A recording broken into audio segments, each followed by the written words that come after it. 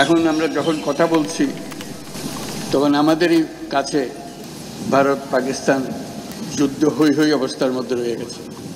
সকালের খবরে দেখলাম হয়তো গুজব যে আজকেই শুরু হয়ে যাবে যুদ্ধ।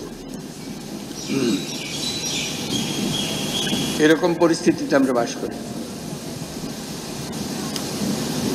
তো কাজেই এই পরিস্থিতির মধ্যে প্রস্তুতি না নেওয়াটা আত্মঘাতী,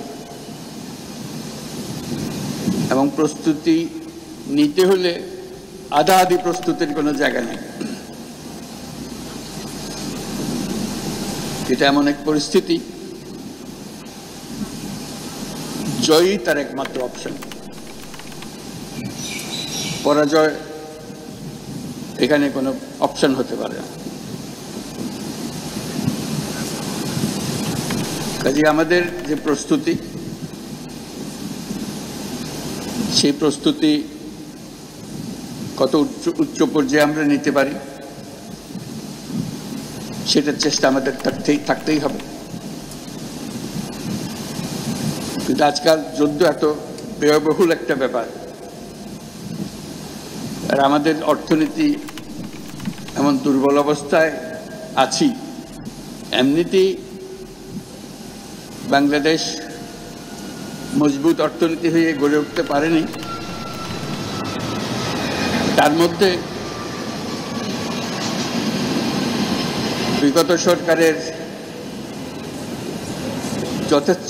যথেচ্ছাচারের কারণে যা ছিল তাও লুটপাট হয়ে গেছে। এই পরিস্থিতিতে আমাদের সামগ্রিক স্ট্র্যাটেজি ঠিক করতে হবে। শান্তির দিকে আমাদের হাত বাড়িয়ে রাখতে হবে সবসময়, কিন্তু প্রস্তুতিতেও থাকতে হবে। এই পরিস্থিতিতে আপনাদের সঙ্গে দেখা করে, আপনাদের আজকের মহড়াগুলো দেখে খুবই ভালো লাগলো। এই মহড়া কেবল একটি সাময়িক অনুশীলনই নয়, এটি আমাদের সার্বভৌমত্ব রক্ষায় বিমান বাহিনীর পেশাদারিত্ব এবং দক্ষতার পরিচয় বহন করে।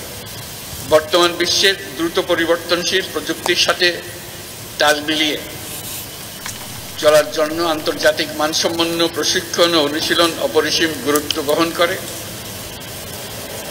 এই প্রেক্ষাপটে বাংলাদেশ বিমান বাহিনীর সদস্যগণ নিয়মিতভাবে বহুমাত্রিক প্রশিক্ষণ কার্যক্রম ও অনুশীলনে অংশগ্রহণের মাধ্যমে নিজেদের জ্ঞান ও দক্ষতাকে যুগোপযোগী করতে সদা সচেষ্ট রয়েছে, যা এই মহড়ার মাধ্যমে আমাদের কাছে স্পষ্ট হয়েছে।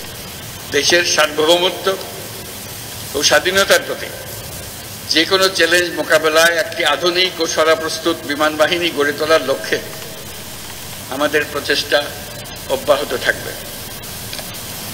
বাংলাদেশ বিমান বাহিনী সময়োপযোগী পরিকল্পনা ও দূরদর্শী নেতৃত্বের মাধ্যমে সমসাময়িক ভূ রাজনৈতিক পরিস্থিতি ও কার্যকর আকাশ প্রতিরক্ষার পাশাপাশি বিস্তীর্ণ সমুদ্র এলাকায় নিশ্চিদ্র নিরাপত্তা প্রদানের লক্ষ্যে কাজ করে যাচ্ছে। বাংলাদেশ বিমান বাহিনী দেশীয় প্রযুক্তি ব্যবহার করে স্বয়ংসম্পূর্ণভাবে বেসিক ট্রেনের বিমান আনম্যান্ড এরিয়াল ভেহিকল তৈরি করেছে, যা বিমান বাহিনীর উদ্ভাবনী সক্ষমতা আত্মনির্ভরতার প্রতীক।